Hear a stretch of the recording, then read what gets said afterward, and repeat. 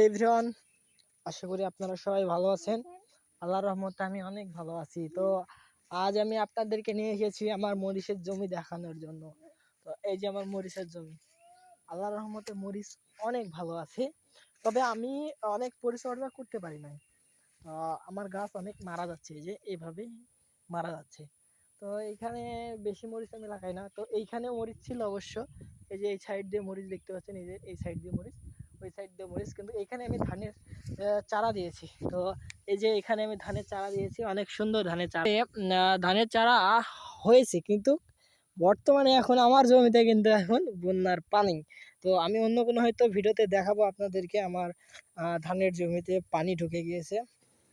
তো আজকে 9 তারিখ, এই যে অবস্থা দেখছেন আমার মরিচ আল্লাহর রহমতে অনেক ভালো আছে। এই যে তবে কয়েকটা গাছ এই যে এইভাবে মারা যাচ্ছে। এই যে এই গাছটা ভিন্নতা বুঝতে পারছেন তো?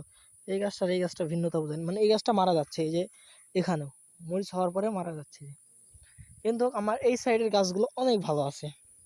তবে এখান থেকে আমি চারা করার মানে বীজ বীজ তৈরি করার চেষ্টা করছি। এই যে লাল মরিচ, এই যে এই মরিচটা কিন্তু অনেক দিনকার মরিচ। এই যে তো এই যে এইদিকে আমার মরিচ।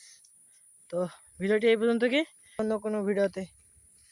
টাটা, আসসালামু আলাইকুম।